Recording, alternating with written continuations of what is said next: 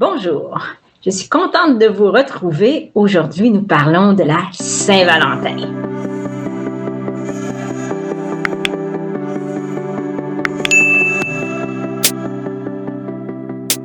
Valentin de Rome était un prêtre catholique italien qui est devenu, après sa canonisation, Saint-Valentin. L'empereur Claude II a donné l'interdiction de marier des couples. C'est que Rome manquait de légionnaires. Les hommes mariés ne voulaient pas quitter leur famille, alors ils refusaient de s'engager dans la légion romaine. Valentin mariait en cachette des soldats romains alors que c'était interdit. Il a été décapité le 14 février 269 après Jésus-Christ. L'origine de la Saint-Valentin vient peut-être d'un rite païen. Un festival pour célébrer l'arrivée du printemps se terminait par un grand banquet. Avant le repas, les femmes célibataires mettaient leur nom dans un grand baril. Chaque homme célibataire aussi pigeait un nom. Les deux personnes ainsi jumelées passaient le repas ensemble. La soirée est plus si affinité. Un plan cul, vous pensez? Vous me décevez? Remettez-vous dans le contexte. Cela voulait plutôt dire qu'il y aurait mariage à l'intérieur de l'année qui suit. Ou peut-être un bébé aussi, je vous l'accorde. L'origine plus romantique de la Saint-Valentin vient de la France, puis d'Angleterre. Dans les années 1840, se met en place une tradition de poèmes, de dessins, d'amour, puis de cartes. À l'époque victorienne, on y met le paquet. Les Valentins sont illustrés à la plume, ornés de dentelles, de soie, de satin, décorés de fleurs séchées et on les parfume. Vers 1850, les Anglais qui quittent l'Angleterre pour s'installer en Amérique ont implanté la tradition de la Saint-Valentin aux États-Unis. La fête perd de la vigueur en France, mais elle revient après la Deuxième Guerre mondiale. Pourquoi? Eh bien, les soldats américains charmaient les Françaises en leur offrant des fleurs et des cadeaux. Ça marchait plutôt bien. Peu à peu, la fête prend de plus en plus d'importance chez les couples mariés. On demande à l'homme d'exprimer son affection à sa femme. Évidemment, de nos jours, les deux partenaires montrent leur affection. Il faut se remettre dans le contexte encore une fois.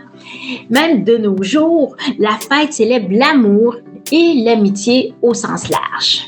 Voyons maintenant un peu comment se démontre l'amour à la Saint-Valentin en chiffres.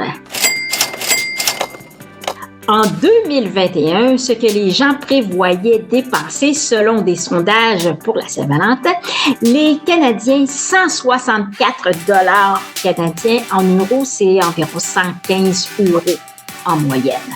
Les Américains, autour de 200 $ américains, ça fait 187 €, et les Québécois, autour de 243 $ canadiens, environ 170 €.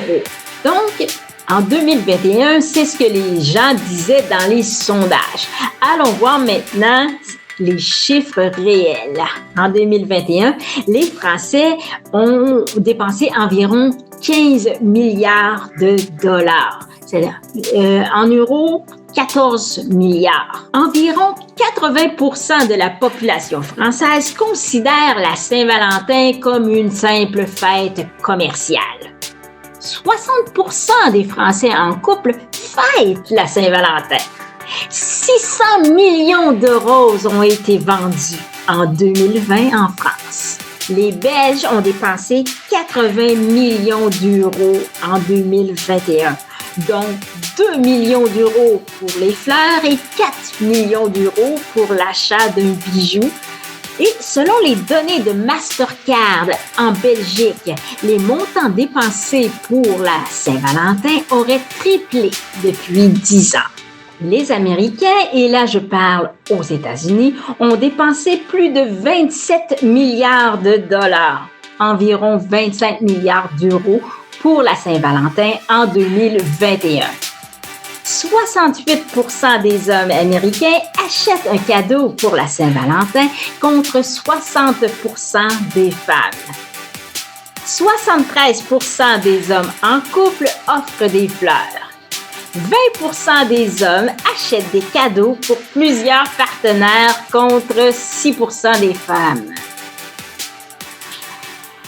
36 millions de boîtes de chocolat en forme de cœur ont été vendues en 2020 aux États-Unis. Pourquoi offre-t-on du chocolat à la Saint-Valentin? En 1861, c'est le chocolatier britannique Richard Cadbury qui a confectionné une boîte en forme de cœur pour ses chocolats. La boîte était réutilisable et un amoureux ou une amoureuse pouvait y garder les lettres d'amour de son amant puis son amante. Pourquoi offre-t-on des fleurs à la Saint-Valentin? La Saint-Valentin est le point de départ du printemps avec le retour des fleurs et des plantes dans les jardins.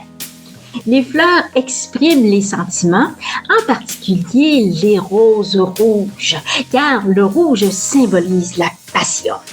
Les roses sont les fleurs fétiches d'Aphrodite, la déesse de l'amour chez les Grecs. Municipalité portant le nom de Saint-Valentin. Au Québec, il y a une municipalité qui porte le nom de Saint-Valentin dans la région de la Montérégie. C'est environ moins d'une heure de Montréal.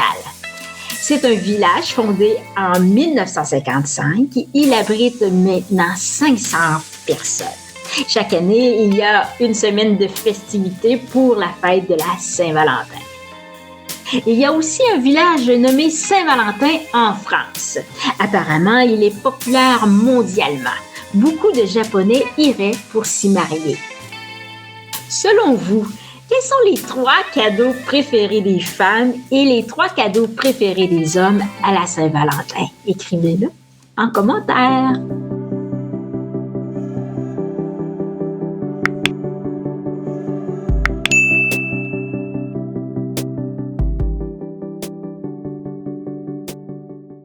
L'origine plus romantique. Ouais, c'est vrai, hein, que ça va faire bon, ça. J'avais pas pensé, mais un peu fleur bleue, l'amour.